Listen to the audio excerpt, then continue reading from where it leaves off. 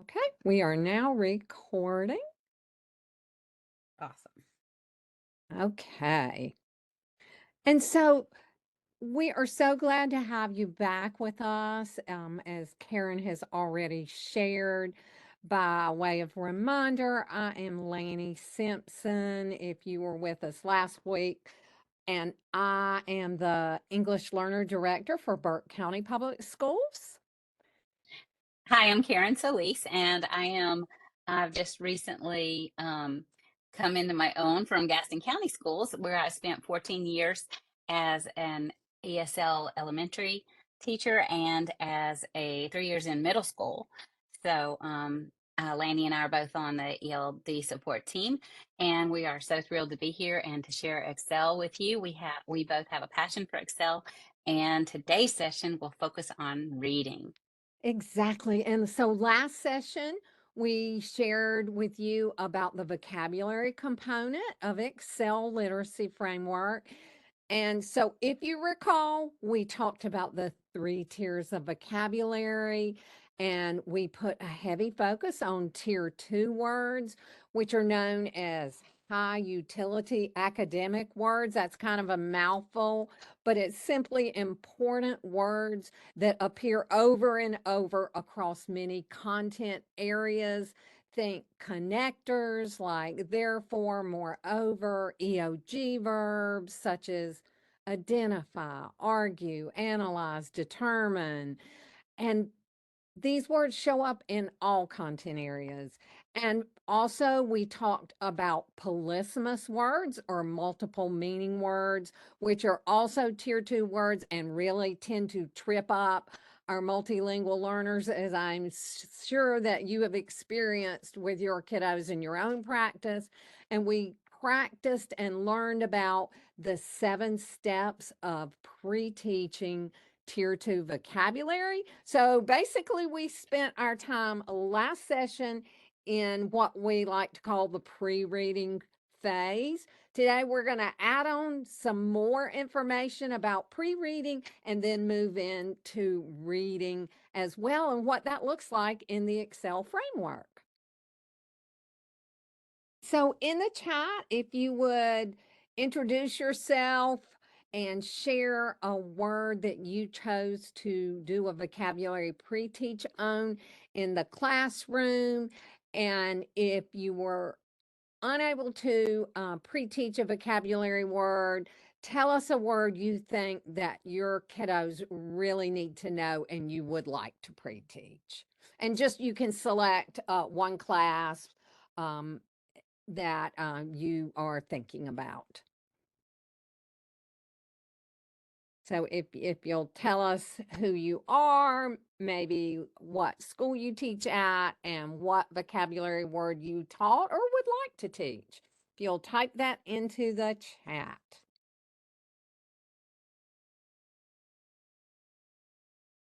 And Lanny, just to let you know, in the process of all that, I lost my chat, so Okay, no I can problem. no longer see it. So if you'll take that, that would be No awesome. problem. Okay.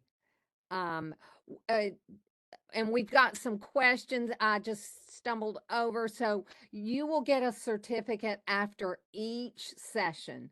So, Hmm. and in fact, I've already gotten my certificate for the first session. That will come to you in an email, more than likely from Amy Bettsill, Bettsill of Hmm. NCDPI. Okay. And so let's see. Annette says thrill. Okay, awesome. And Annette teaches middle school. And Mary says she taught the word civilization or civilization in social studies. And she chose it because this was a clue word in the text and it was also high frequency. Nice analysis, Annette. Dawn is from Dare County Schools. She's the MTSS and math coordinator. Ooh, thank you for joining us. Okay. And that's all I have in the chat right now.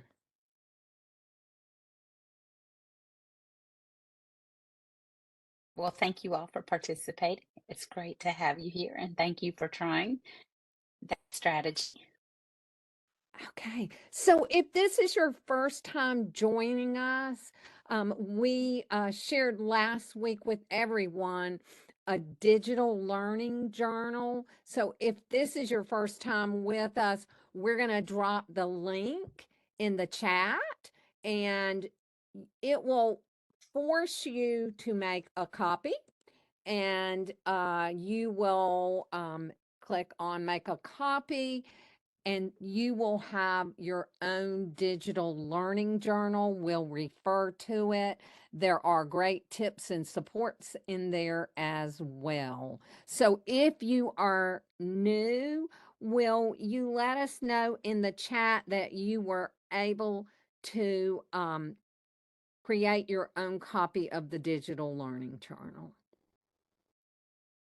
And Sandra says she teaches at the elementary level, and the word she taught was delighted, unless she's just delighted to be with us. But I will take that any way you slice it. Okay, Annette still has her copy. Good deal, Annette. And Thanks. Annette, you should be able to notice at the bottom of the journal, we've added 3 links.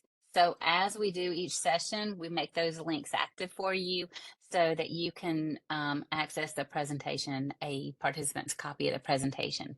I don't know about you. Sometimes I like to take notes on the in the speaker notes with the presentation. So that's a suggestion for you as well. But you do have an access to that now. Okay. Right. And those are PDFs of the slides. Mhm. Okay. All right. Dawn says she's made a copy. All right. Perfect. Okay. Very good. And so let's talk about our objectives for today. And so we are going to understand how to prepare for reading.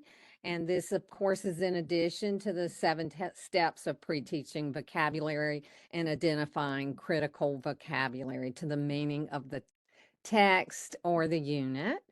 Okay. And then we're going to talk about using the Excel reading framework to build comprehension.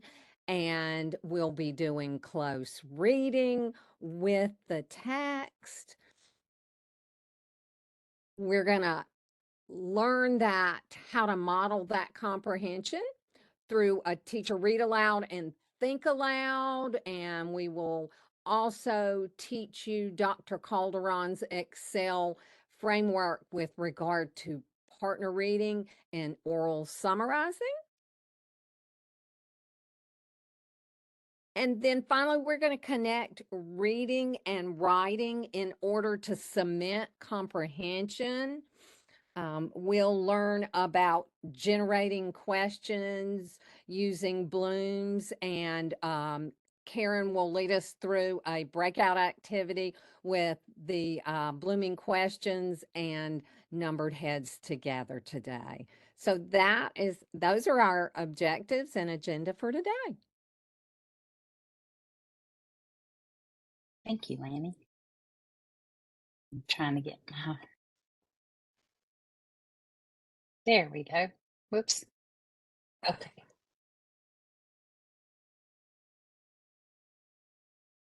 Okay, so as previously shared, we will be working in pre-reading and reading today. We're going to talk about text selection and we're going to talk about parsing the text, which basically means selecting the most important pieces of the text for your students to get the gist. And we're going to talk about front loading, um, not only vocabulary, but background knowledge.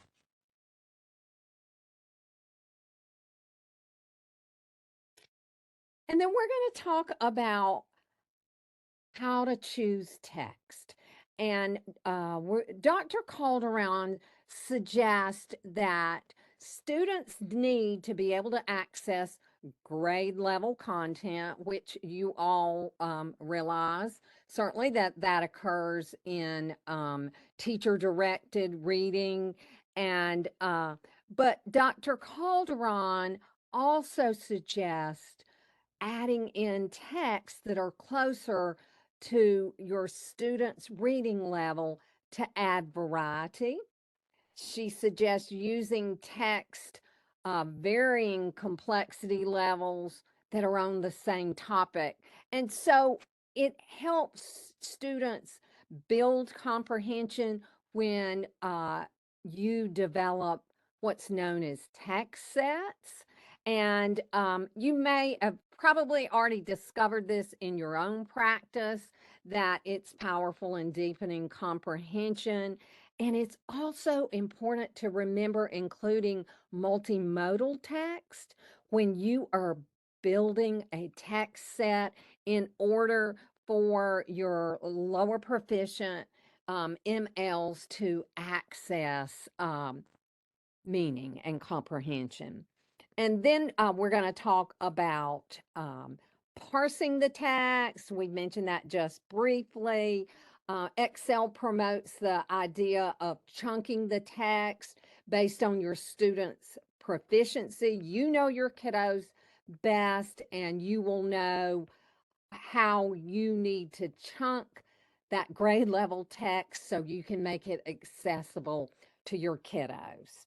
And so, one other thought that I like to leave you with is when we think about building text sets for our unit, don't forget your 4 key language uses that we've learned about in our ELD standards, so that you select texts that feature the language genre families of inform, explain, argue, and narrate. And when you're building a unit, you may hit all of those key language uses with across your various texts, which is just fine.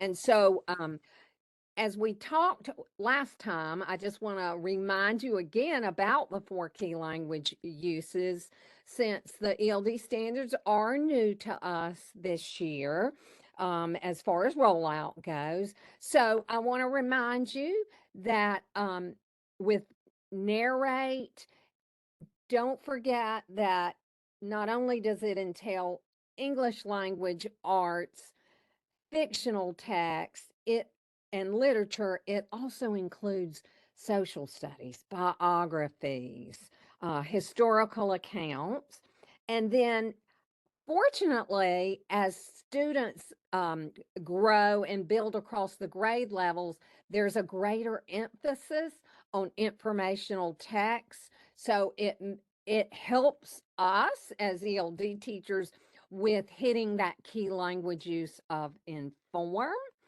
And then explain really lends itself well to math and STEM topics. And then finally, argue is a biggie category of the 4 key language uses, and it is very prevalent in grades 4 through 5 and above. It also shows up in lower grades in terms of like opinions, but grades 4 through 5 and above, argue is a biggie. So as you're selecting text, keep those key language uses in mind. And Lanny, it's just so funny to me that when you think about middle schoolers and high schoolers, how appropriate. They're just so naturally ready to argue, um, so that we can give them the language skill set to be able to argue at those ages. It just fits. It's like one of the best pedagogically sound practices I think that we have. But anyway, moving right along. Thank you. Okay, so next I want to share parsing the text. So what Dr. Calderon says that we really need to consider are to make sure that we're selecting the most important content for what we want the students to be able to read and comprehend. And then we're going to break those larger pieces into weekly assignments. Finally, we're going to condense and eliminate text that is extraneous to student understanding. We really want to hone in on where the densest, most concise part of meaning for the students is. And then we're going to focus the instruction on what is most important for mastery of the topic so that they're going to be able to get the concepts and develop that vocabulary and own it. One second. So then, yes, as they prepare to read, we've got to set objectives, we've got to build background and pre-teach vocabulary. In order for them to be successful, they have to have an understanding of the background for whatever the text is about. If it is about sports, they may need to know the objectives and or rules of the game. If it is about weather, they've never experienced snow, they would need to know, for example, that it comes from the sky, it's cold, it melts, and it could even snow in April like it just did in Wyoming. Um, think of spring and flowers like we have here, but in other parts of the country, they have different weathers, or parts of the world, they're global citizens. We have different weather during the different seasons. You would also need to use to the 7 steps to pre-teach that vocabulary. And then once that's done, really you're ready for reading. So ELLs need a balance of background knowledge, word meaning, decoding, grammatical structures, and comprehension skills. Comprehension calls for knowing 85% to 90% of the words in a sentence, question, paragraph, or any text in order to really glean what the selection is about. So, one way that we can do that is with a teacher read aloud, think aloud, where the teacher models what they're reading and how they think about the text as they're reading it. So we do that naturally. If you have children and you're reading to your child, you guide them through the text, and you just do it without, or at least I did, without even thinking about it. I wonder what that's about. And you wire their brains, you help them think and unpack a text like you do, and that's just natural to us. But a lot of our students haven't come to our classrooms with that capability. So as we do that in our classrooms, that teacher talk will help them build that wiring in their brains to be able to do that as well. And then we'll have partner reading, excuse me, where they read with a partner to unpack the reading and the summarizations. And then we always have a group discussion so that they can debrief after they've read a text. And that's so powerful, just like we do here with our anytime we do an activity and we debrief it, it's so that we have that understanding, that deeper comprehension of what it's about. Okay, so as we talked about building comprehension, um, and we've done our pre-reading activities, another pre-reading exercise that's really important to the Excel literacy framework and to your students' comprehension is a teacher read aloud, think aloud. So students need to have modeled for them how to think about a text as they read it. As Karen shared earlier, it's automatic for proficient readers, but our budding and emerging readers need to be taught those skills as they read. And so, what I would like to do is to model a strategy for you with the second paragraph of this text. This is an informational text that we used last time in order to select our tier 1, tier 2, and tier 3 vocabulary, and we selected a tier 2 word to pre-teach each other.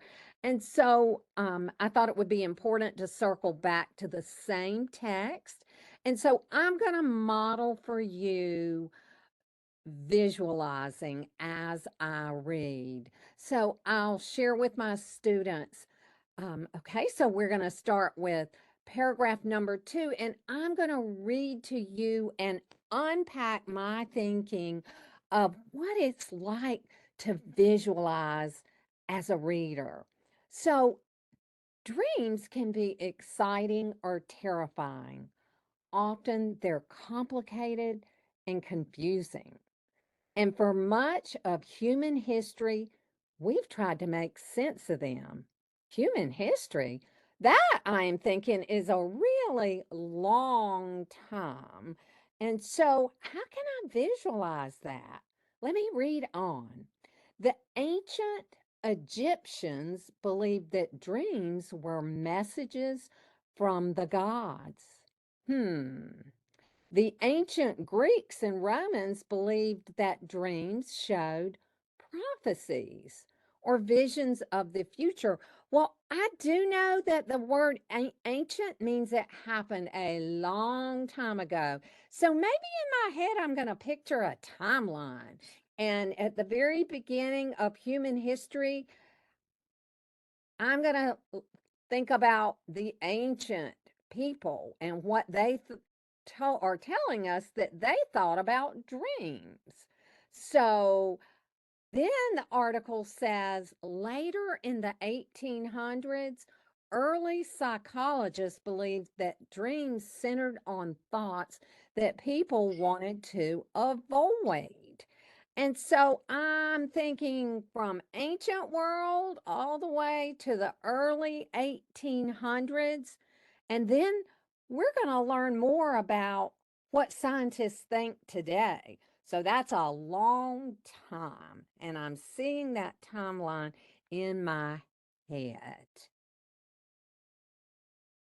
Okay. So we are going to read to find out about how people will make sense of dreams today. So, how would this strategy help our students? And this is not the only reading strategy that a teacher would model. You can use any reading strategy that you want to model for your students. That's the one thing I love about the ExC ELL framework. Dr. Calderon pulls in all kinds of reading strategies, visualizing, predicting, clarifying, questioning the text, things that you guys are doing already. Okay, so let's see what we've got here. William says, to elicit background knowledge, absolutely. Okay. Daria says help their comprehension of the text. Definitely. Wake them up. Yeah. Okay. All right. Okay, and also just thinking about Lanny modeled it so that that the students could actually understand how to better think about visualizing that movie in their heads as they're reading. So those that are not strong readers will or don't have strong literacy backgrounds in literacy, they'll be able to start thinking about when they're reading as well too. Awesome. Exactly. Okay, so then after the teacher has modeled that read aloud, think aloud, then the students can be paired up to do partner reading and oral summarization. This is a very, very, very um, uh, fantastic way for the students to unpack. I don't know if in your classroom, but I noticed whenever my students were working together and they were on task, that they learned more, it seemed like, from each other than they did if I was going to present something. So having them work together to unpack a text is really powerful and when they derive meaning from their text. So in this strategy, you have two partners, partner A and partner B, and they alternate reading sentences or paragraphs. Then one or both partners together summarize orally at the end of the paragraph. So just like the teacher modeled how they thought or how she thought about the reading as she went along, this is then what the partners are going to be doing together. And then the teacher monitors as she's going around and or he is going around and facilitating and just recording the students' use of strategies to summarize what they've just read. This is such a powerful, powerful strategy to have the students think about what they've read and then have to verbalize it. Um, Another suggestion or a variation of this strategy is to, if you have a newcomer, to have the newcomer actually physically positioned proximally between the partner A and B, so that as partner A and partner B are reading, the newcomer can whisper read along with them, depending on how long it's been since they've come into the country. They can whisper read, or they can just follow, chime in with them as they can. Because they should definitely, if you've done your 7-step pre-teach with at least 5 words from the section that they're reading that day, they could, if they couldn't do anything else, they should be able to say those words as they come across those words in the text, as they're building their prosody, their fluency, and their unpacking the text. Okay. Wonderful points, Karen. And And I'd also like to share the difference between alternating reading sentences or reading paragraphs. And this is going to be based on your students' reading proficiency. So if your students are really have lots of opportunity to learn with their reading, then you're going to want to have them alternating sentences. If they're stronger readers and they can do that chunk of a paragraph, you can have them alternating paragraphs. Again, as we've shared, you know your students and which way would be best for them. And you may even be able to do a diversity of this with the lower proficient readers reading alternating sentences and higher proficient ones alternating paragraphs. But always still do the oral summary at the end of the paragraph. And you are circulating, listening to your students, and collecting formative assessment data and correcting any and having, misconceptions. yes, absolutely. Thank you, Landy, for adding that. That's so important. And having the students, giving them those sentence starters. Well, what I heard in this sentence was, or having them, I hear teachers all the time say one thing I would like them to be able to do more is to cite evidence from the text.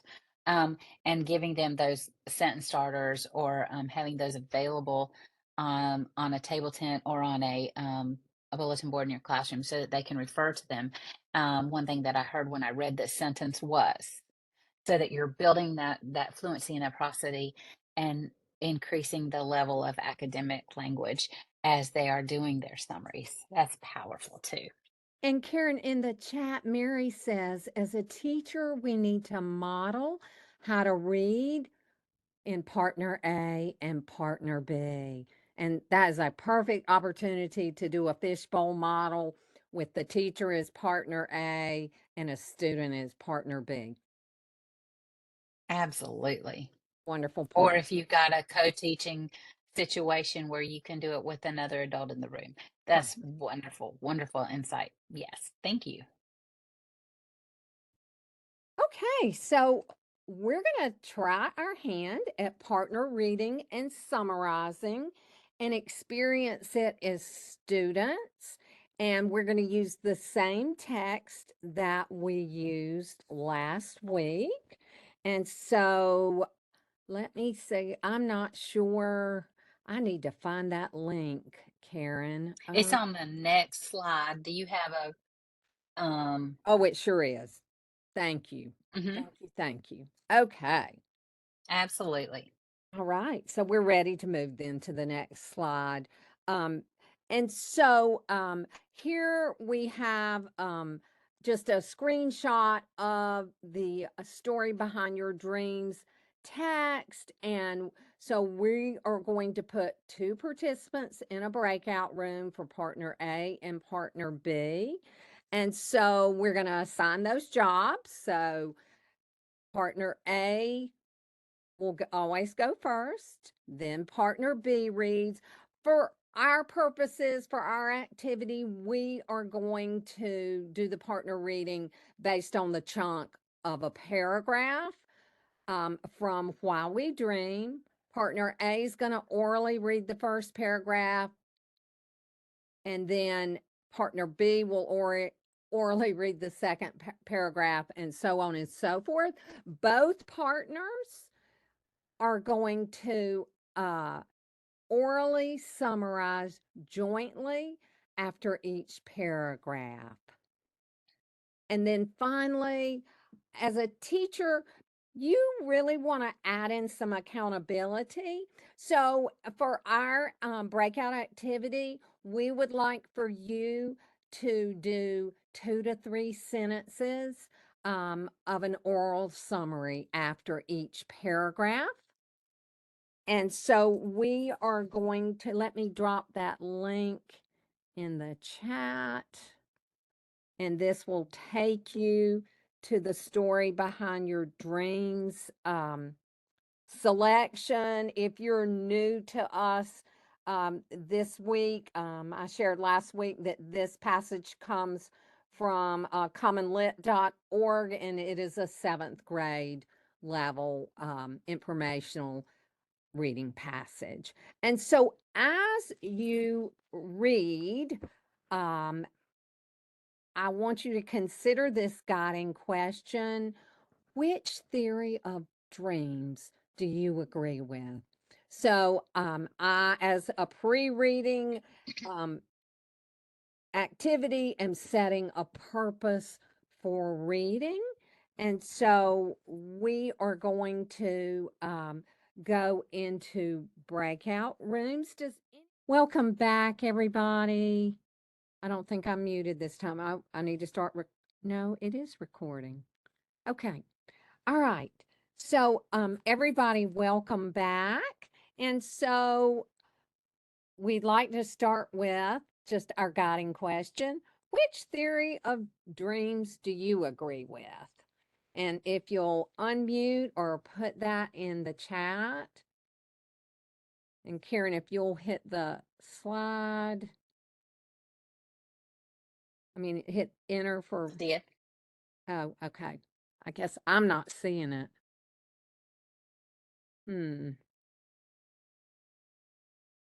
Okay.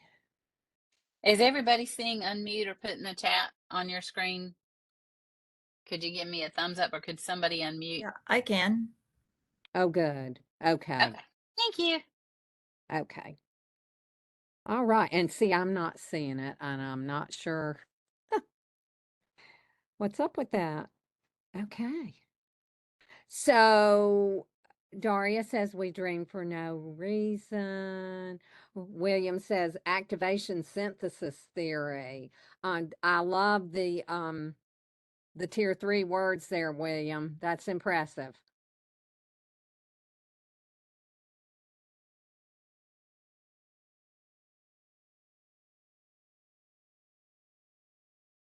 Yeah, no, I mean the everything throughout. I was only with my group. I was only able to read about 1.5 pages. We were kind of summarizing, and it was kind of very hard for us to summarize each paragraph. I just remember the last one being the activation synthesis theory because it had those key words that you kind of focus on, and I just it kind of reminded me that's what that theory was. The last one, which is the one that we dream for no apparent reason, it just happens, boom, and you just make sense of it after you wake up if you can. So absolutely. Okay. And so let's move to debrief.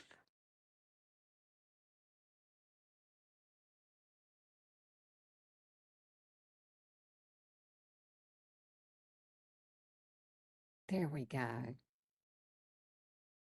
Okay. So based on your experience with the partner reading and summarizing activity, consider these questions. How would partner reading and summarizing help your students with comprehension? What are some ways you could include accountability with their oral summaries and staying on track with partner A and partner B? And any insights you might have with regard to partner reading and summarizing. And One, honestly, guys, we have such a small group. Please feel free to unmute yeah, and share. Yeah, I one, was just discussing it with my partner that I think this is the hardest part, and it's a whole new lesson of teaching them how to not even a lesson, because I've tried and I failed, just teaching them summarizing. And I could not find successful strategist to make them understand how exactly you summarize a paragraph. So I'm really, and I'm teaching middle grades, right? The ESL students. Mhm. So I'm kind of struggling to understand how it's gonna be in my room, how it will play out. yeah. And do you teach, Daria, do you teach long-term English learners I or have all of them. I have all of them? newcomers. With newcomers, I don't go into summary because I don't speak Spanish that well to understand their summary. I understand like what it was about, and they will tell me, and I'll pick, some words, and I'll see if they're going into the right direction or not. But I usually do it with my long-term L's, basically, or more advanced, and it's still a struggle. It is a struggle. I I see it over and over, and it takes lots of practice. And there are supports that we will share with you on our next slide for helping your students with summarizing. I And think lots of modeling. yeah, no, the one thing, because I was with Daria in that group, the one thing I will probably change just for the first initial activity using this framework, I would probably not ask them to summarize with 2 or 3 sentences. I would probably ask them to give me keywords just to hold them accountable, but at the same time, using those keywords for them to produce at least one sentence, giving me some key phrase if they had to summarize it in one sentence, Yep. and then gradually set the expectation saying, okay, guys, we've done this once, we've done this twice. Now we got to get, to the next level. The expectation is now going to be give me about a 2 to 3 sentence summary of each paragraph. Because the thing is, we have to hold them accountable, just like your debriefing question had the ways to hold the students accountable. But at the same time, we can't, in my opinion, at least with the students I have in the high school level, especially because I have a newcomer group and a returning student group, which are Uh-huh. long term ones.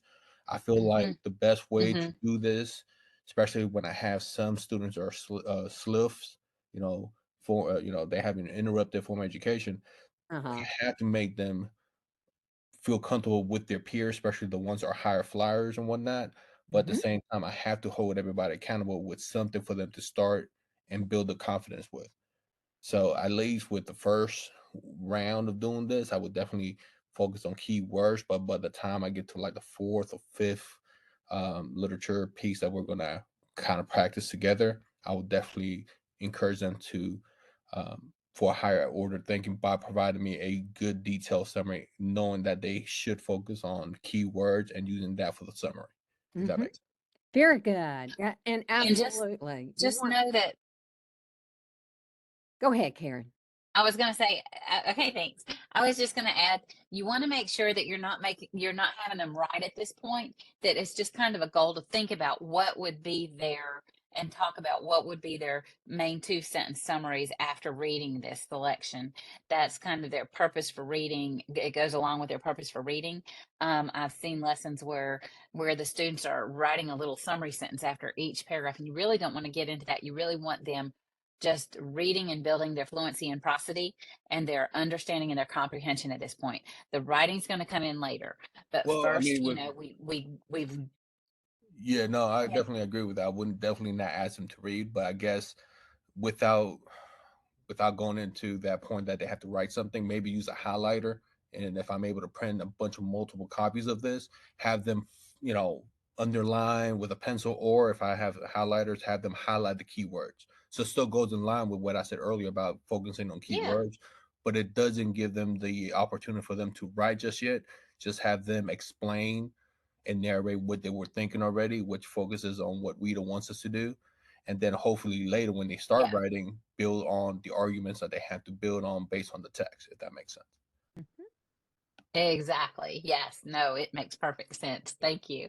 Yeah. And I see Can I jump in Annette, for a you have your second? hand raised? I wanted to jump Yes. in.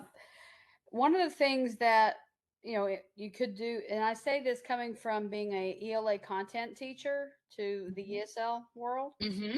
is a lot of us in the ELA class have sentence frames for text evidence.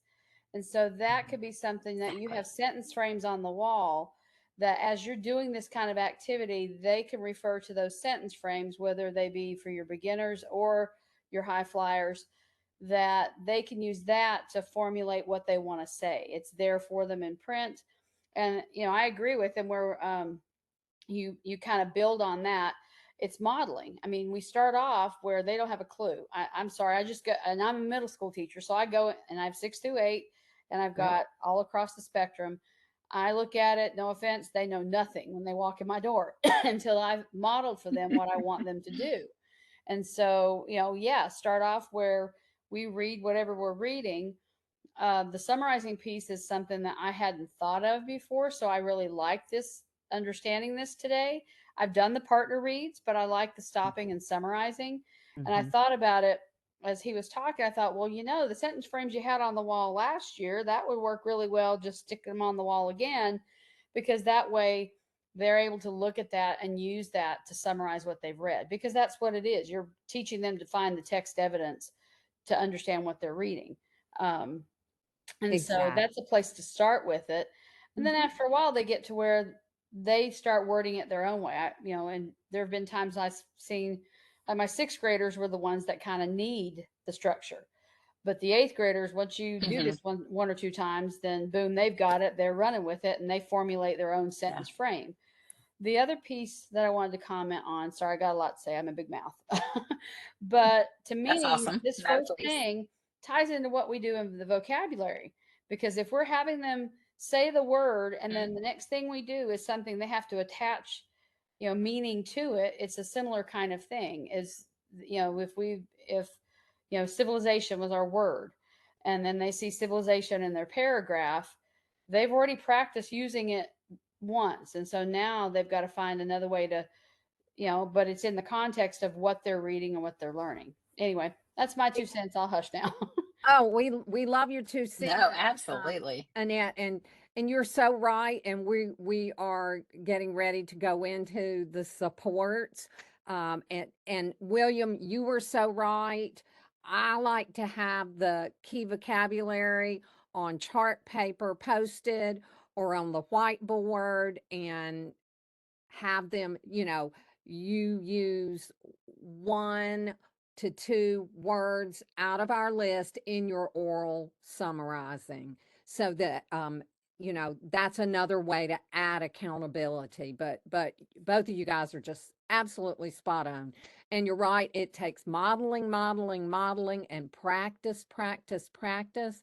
And Annette, what I love that really differentiates the Excel framework is, in fact, that oral summarizing after each paragraph, and it builds comprehension so well. And it is the hallmark of her And framework. I was going to say something that occurred to me, and I'm sure you guys have covered this, but something, because I was a conversation I had with some of my kids today, is it encourages them to speak and get over the hump of being afraid to Hmm. use the language. The confidence in being able to speak the language grows from that type of experience, because we're their safe space. That's Exactly. right. Hmm. And not even, I mean, not only, Annette, I like what you said there, because it's so empowering when you're in a small situation with just one other or a couple other students, you with a very specific, meaningful purpose for going into the text. It empowers them, and then the accountability is right there with each other. It's not in that whole group setting, but it's a fabulous strategy in that whole classroom setting because, again, it breaks it down into partners and it scaffolds in such a way that the students are able to support each other and learn together. And there's this whole framework use what Dr. Calderon did was everything is diving back into the text. So like you pointed out, the vocabulary, then they get right into the text. Then they're seeing how it's used, and then they're using it back again in their summarizing. And then for another purpose, they're going to do some fabulous activities in the writing. And so again, they're going into this text for different reasons with different applications. And then when they come out of it, then they really own these words, they own the concepts, and it's been meaningful and supported. So the effective filters are low, and they're really just coming out. The research is just fantastic with the ability that students have coming out of using this framework, especially even school wide. But thank you for pointing that out, because that is a key point that we've gone back into it, and we'll go back in again when we do the writing. Okay, so, and that was the perfect segue Yes, it to was. who said sentence frames? I think that was Annette. So one thing that you will find on Dr. Calderon's website is a partner reading bookmark. And so you'll see that right here on the left-hand side of the slide. I'm sorry, the right-hand side of the slide.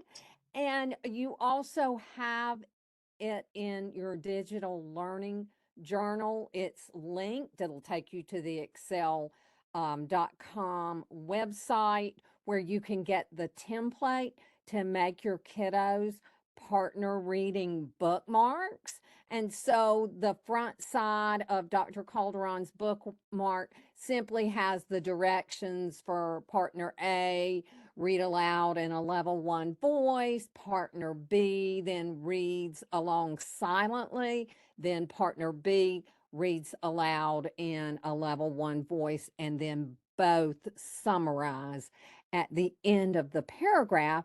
And one thing that I did in working with Karen with teachers in my district was to develop a backside for Dr. Calderon's bookmark that has exactly what you are suggesting.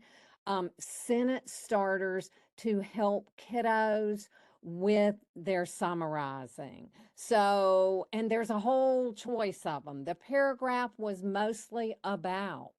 The main idea of the paragraph is if you got middle school students, you might want to change that to central idea instead of main idea. In the beginning of the paragraph, dot, dot, dot, then at the end of the paragraph, in summary, I think the paragraph was about. I think the paragraph means that. The author says that. The evidence is. And you can customize your own. I love that. And I simply made these in a Word doc, and you can glue it right on the back side of Dr. Calderon's template. And then we laminated it and cut them out and used them with the middle school students that we were working with. And they definitely used them. As Karen and I circulated, we saw constant referral to those because it is hard. It's like kids don't know where to start sometimes. Also on your digital learning journal, we've given you other tips and tricks for partner reading and summarizing. One thing that I'd like to point out is how do you partner your students? And generally, the most of your students are going to be mid proficient, generally. And so you're going to divide them up. Say half of them would go with higher proficient students and the other half would go with lower proficient students. But you got to keep track of that so you can then switch partners for the next unit or text, however you want to do it. Obviously, another good way to partner is having the same L1 or native language.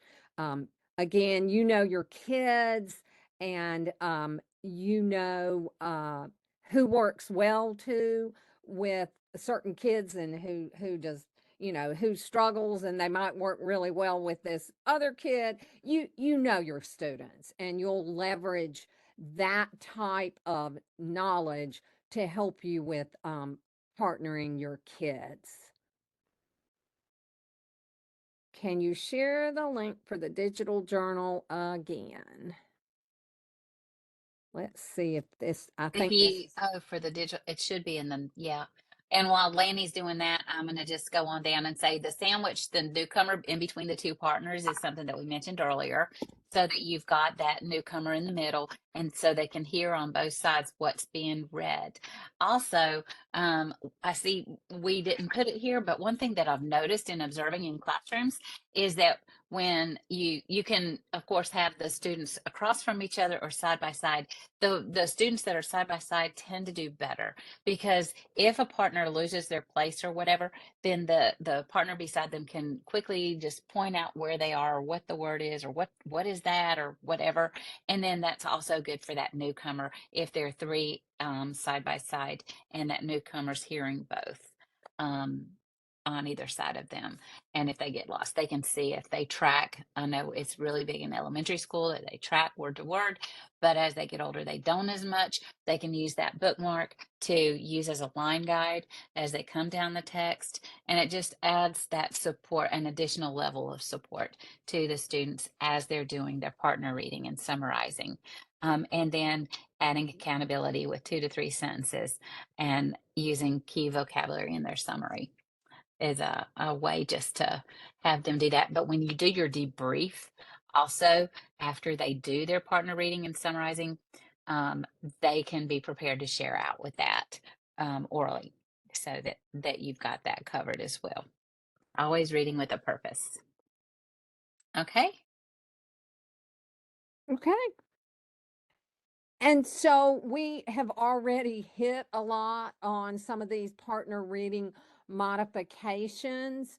We want to talk about kindergartners. Karen and I have had this conversation more than once about with the young kiddos.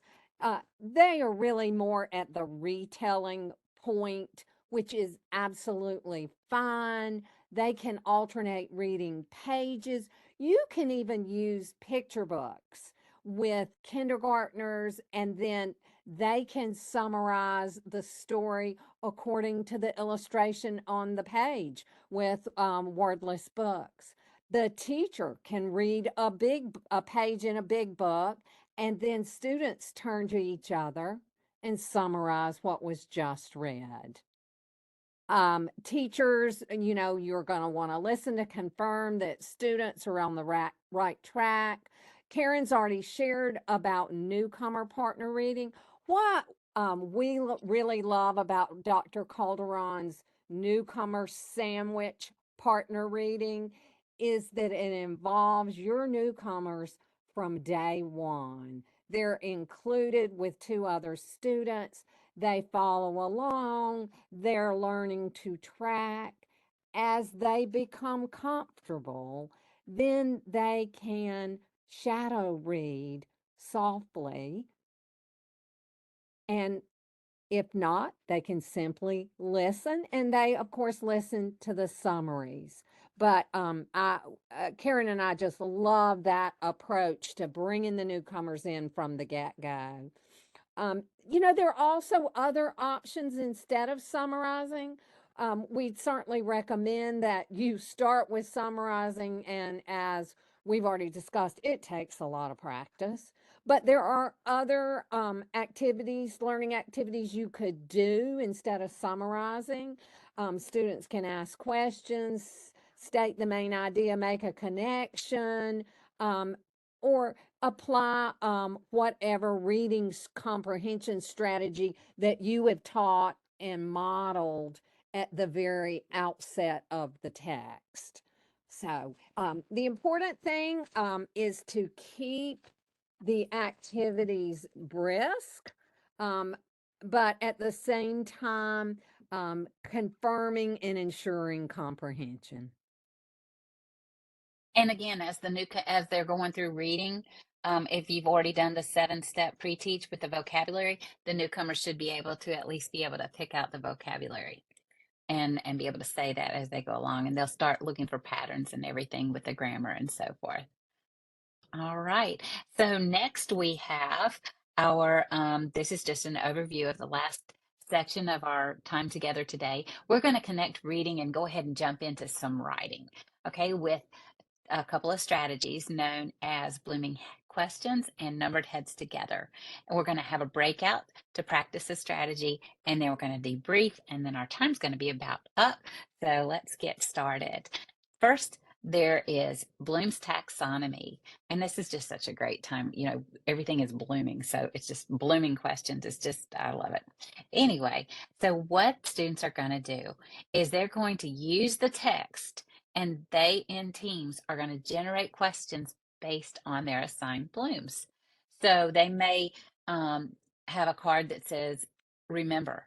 So in that table group of 4, they're going to look at the text and come up together with a question that will fall into that category on remember.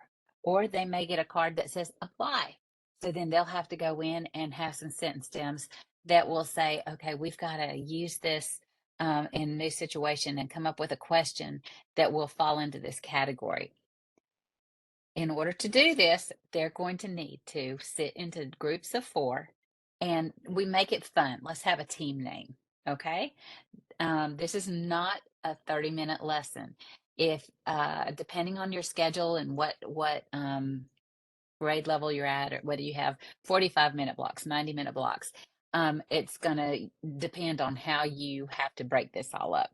But then you can distribute Bloom's question stems and student response cards. Dr. Calderon has made these free and available on her website, so that you can go straight to her resources tab and print them off. They're fantastic, ready to go. Then students are going to write their team name on the card. They're going to use a question stem to write the question and the correct answer on the back of each card based on the text. Now, you're going to need to know the text and the content so that you can make sure that the questions are right and the answers are right and they're written grammatically correct. Okay? Then this is a little picture of what it looks like from the website. When you go, it has a card and it has the directions on it. And then she has all these question stems. So if they had this level of blooms, they could use any of these verbs, and these are some of the sentence starters that they could use to write their question. All right. Okay, so in generating Bloom's questions and working with our students to discuss the text. One thing we wanted to share with you all, and I'm going to put the link in the chat, are some key language use posters. And Annette was talking about putting sentence stems up on the wall so that students can access those when they're summarizing. These are more sentence starters that are organized by key language use. And so we want to give you a minute to explore these, and give you a moment to think about how you might use these in your own practice. So I've dropped the link in the chat, and these were designed by Winston-Salem Forsyth, and Karen and I worked closely with the lead teacher there in Winston-Salem Forsyth, and she was lovely to share these with us. That's my lead teacher. That's right. It's Tamra. We love Tamra. And so, Yes, yeah, we do. so Daria, you are familiar with these for sure. But these are wonderful in oral interaction about the different kinds of text that are in the language genre families of either narrate, inform, explain, or argue. So this might be used in an optional activity with asking questions or clarifying.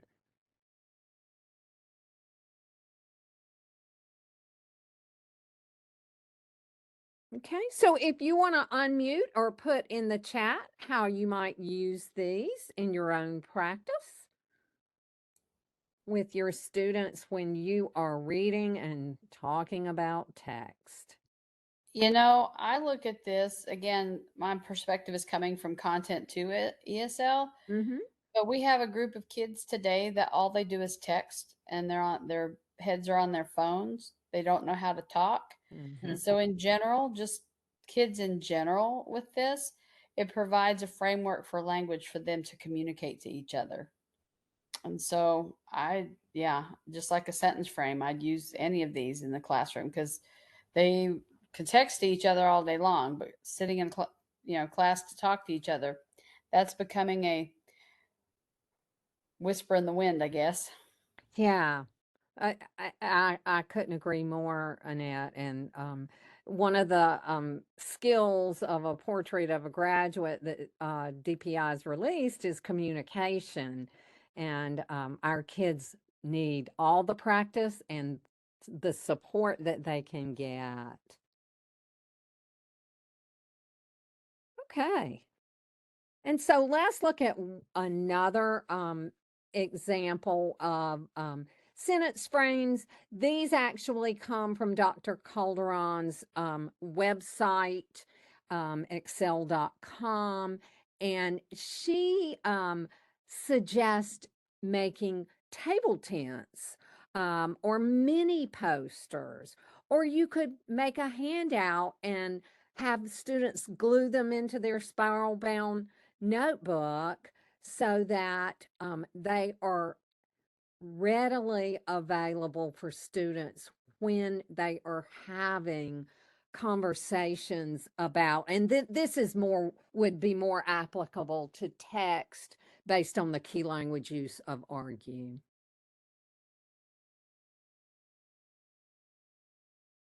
Okay.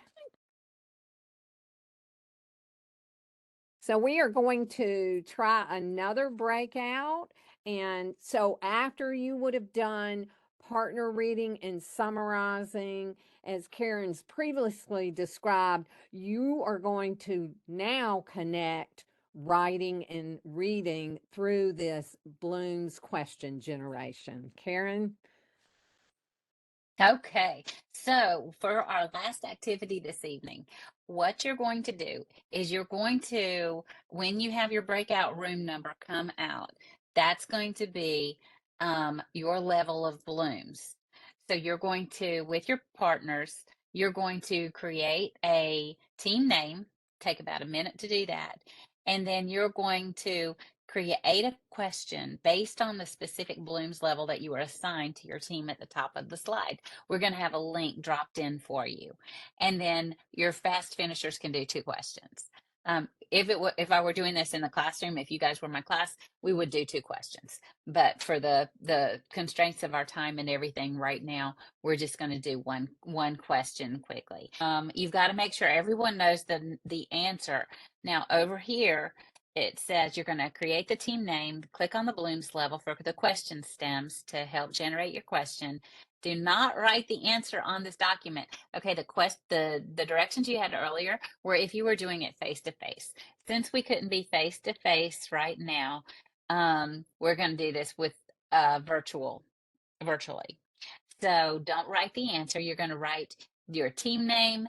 You're going to look at your level of blooms, and then you're going to look back at the text that we just had on dreams, and you're going to come up with your group a question on that. Then everybody's got to write down what the answer is so that you all know the answer.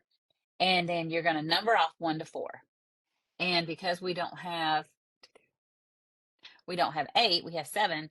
Just do 1, 2, 3, 4, and then number 1 gets 2 numbers, okay, in the group that has 2. Now you got to make sure everybody knows their number. As soon as you finish this, We're going to come back in about 6 minutes. Yeah, about 6 minutes. You're going to go to your breakout room, create your team name, write your question, 6 minutes, and then come back. And then we're going to give you more directions. And then we're going to find out what the questions are, and you're going to go back. Okay? Any questions? And you I will need be you to raise your hand quickly or unmute. and you'll be using the text, the story behind your dreams.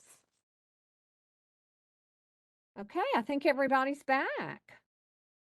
Awesome. Welcome back, everybody. We are in our final stretch here. So what I would like to know, great job on doing your questions. We've got the Two Tired Trio. Great name. I love that. I would be added to that group. And they've come up with 2 questions. What is one benefit of dreaming? What is the threat simulation theory? And that was one of the remembering. And then we have group 6 had which the evaluating question stems from breakout room 5. Which scientific theory about dreams do you think is most important? Why? And compare and contrast 2 scientific theories about dreams. Great questions. And that both represent blooms. Let's go with team Two Tired Trio's question. So what I want the participants that created in Two Tired Trio, you're gonna stay here with Lanny and I. And for our other group, did you guys have a group name? No, The whoops we forgot. they're the no name. They're whoops we forgot. Whoops we forgot is going to go back to the breakout, and they are going to answer one of those 2 questions. We as the teacher would pick a question for everybody in the room to answer, but we're going to let you just go back and pick one of those 2 questions to answer. Okay, either what is one benefit of dreaming, or what is the threat simulation theory. Okay, so Lanny, can you open up that breakout room for them to go back to? And only the ones in, I guess, breakout room 5 they chose that one to go to build. Or I mean, it doesn't have to be like the room 5, but they've got to all know. You got to make sure every single person in that breakout knows the answer. Okay, and then that means that the Two Tired Trio should be left, and they didn't put their names on here, so I don't know who was in that room. Hang on. You got it. Hang on. The Two Tired Trio. Okay, the Two Tired Okay. Trio was April, Daria, and Annette. William. Y'all are the Two Tired. All right. Great Oh, questions. okay. Okay. So what you guys would do if you were doing this in the classroom and you are the group that the teacher selects your question, when everybody's got their heads all together, that's why it's numbered heads, you know the answer. You've got the expert question, you are the experts, and you are going to not judge the answers that they give, but you're going to give positive affirmations as to what they say. So you might say, I like the way that you answered that in a complete sentence. I'm going to go back here. Kind of like with this. No, not with that. I'm sorry. That was something else. But you're going to give them positive affirmations in their use of language. Okay. We're not going to be evaluative like, yes, that's right. Because as soon as you say, yes, that's right, it shuts all the other groups off. There's nothing else that they can say because that's the right answer. Okay, but you can say, I like the way you completed that sentence. I like the way you used the vocabulary in your answer. That was a great way to phrase that. Those kinds of answers. Okay, now the purpose of everybody numbering off is so that when they all come back, they don't know who's got to respond. It might be the newcomer. It might be, the anybody in the group. So with everybody numbering off, you can say, okay, I would say, okay, Tired Trio, what number do you think? And you could say number 3, 1 to 4, right? You can say number 3 is okay. All number 3 stand up. Y'all are going to answer this. And then every number 3 is going to be accountable for that answer. So they've got to know what that answer is. And that's the purpose of this time. And Lainey, I don't think we told them how long they had to answer this. I've closed the breakout. I went ahead and closed it. Okay. Thank you. 10 So they're seconds coming back. and they're back. they're coming back, and now they're going to answer this. So, you know what to say, trio? Yes? Okay. All right. You're going to have to unmute. And, okay, trio, what number should we pick to have answer this question? 2. Let's do 2. Number 2? Okay. So, for our group that went to the breakout, number 2 is going to answer this. So, number 2, do you know who you are? Who's number 2 in the group? If you forgot to number off, pick a number 2. Somebody volunteer. And you're going to answer the question. Are you talking to those of us that came back? Yes, those of you Oh. that came back. I guess I'll be number 2. All right, you're number Thank 2. you. Okay, so number 2, what answer did you have for that question? And what question did you choose out of the 2 questions? 'Cause We had chose question number 1. To make sure we understood the directions, because we understood that we were answering the other group's questions. Is that correct? that is correct. Okay. So we chose breakout room number 1, their questions, and their question number 1 was, what is one benefit of dreaming?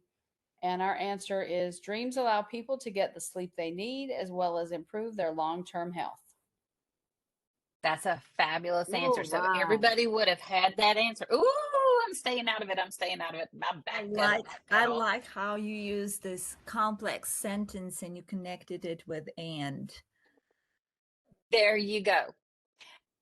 So the trio was supposed to respond. I needed tape on my mouth.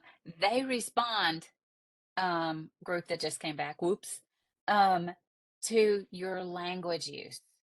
Their assignment while you were coming up with the answer was to come up with a positive affirmation for the language use. So if you've got a group of 25 or 30 students in your room and you've got them all broken up, you've got 8 groups of 4, then all the number 2s would have stood up. Now, if they just took my answer, if that table just took my answer, I've got to have another answer ready. I can't just base it on one answer, right? So you went ahead and typed your answer in there, which was fine for this virtual, but in a classroom face to face, they're going to need to have multiple answers. And then that's when you get the accountable talk that is available also as a table tent on Dr. Calderon's website. I agree with what they said, but also, and you get that the connector phrases to tie one idea to another idea when you've got a whole group of students where you've got them all responding. And then the experts aren't just standing there doing it, not doing anything. They're each responding to each table with one kind of positive affirmation for what's been said about the language. And again, they need table tents too, or some kind of chart paper to be able to lean on their own understanding for responding to all these students. But what happens is all of a sudden you've got a room of the students doing all the talking and responding about this text. And it is so powerful. It is so powerful. Any questions? Let me go to Yes, the next slide. I Yes, go I have a ahead. question. Is there any reason why there should be 4 people in the team? Is there any kind of magical property to that, or is it because they have some kind of assigned roles? Yeah, no, I mean, if you have 9 students, you can do 3 groups of 3. I mean, so whatever works for yours. You don't want to get too many. I wouldn't go too more than 5. Like if you had a newcomer, you could put them in a group of 4. But 4 is just a good number to do. You could do groups of 2. Um, you know your students best. I'll defer to that and just try and see what works for you. But we generally do numbered heads with 4. But you can gauge that, and you might want to start with smaller numbers of students paired as you start this, just to get the logistics right for the groups.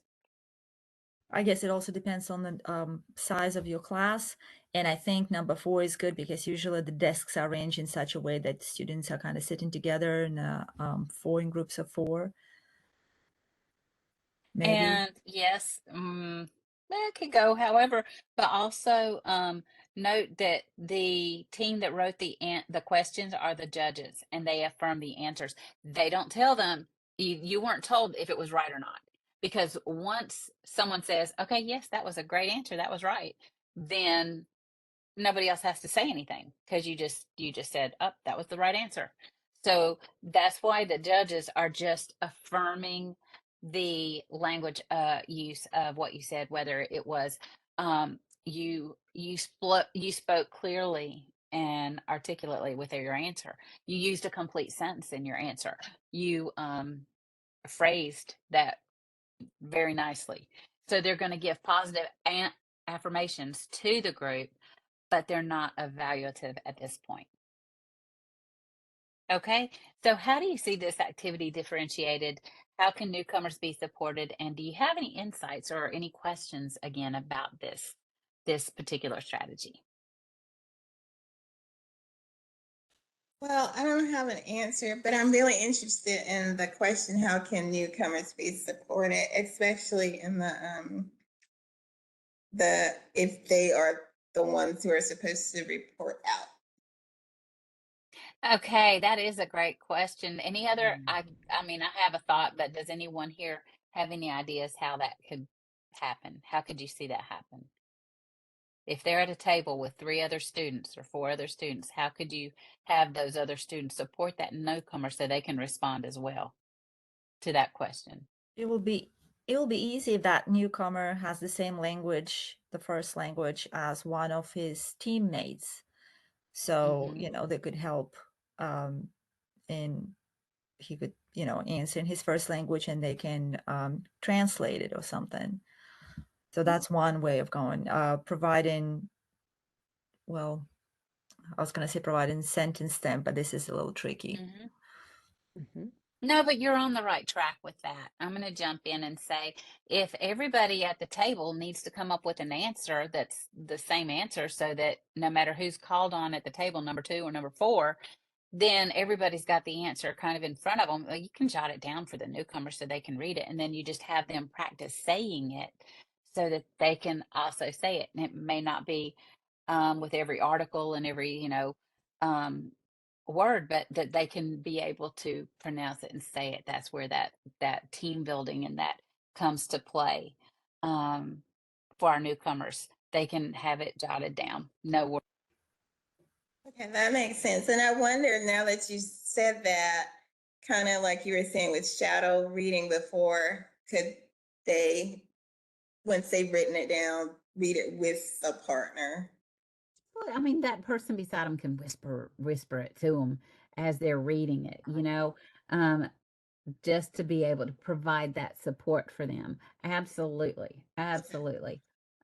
Because depending on the size of the group, you're going to need more than one answer.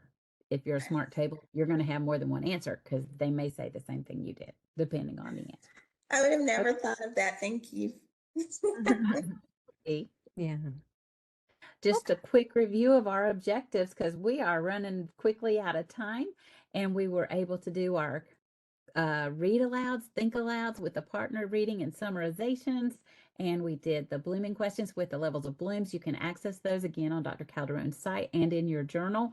And the number heads together. We are going to be seeing you for one last session on Thursday, April 27th, next Thursday from 4 to 6.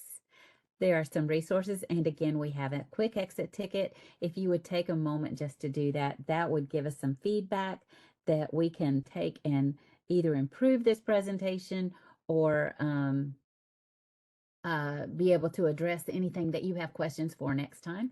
Lanny and I will be sticking around for a few moments. If you do have any questions or would like to have anything, any comments, we would love to hear what you have to say. Thank you for coming. Thank you for your time on this Thursday. Have a great weekend. Thank you guys for caring about building your students' reading comprehension.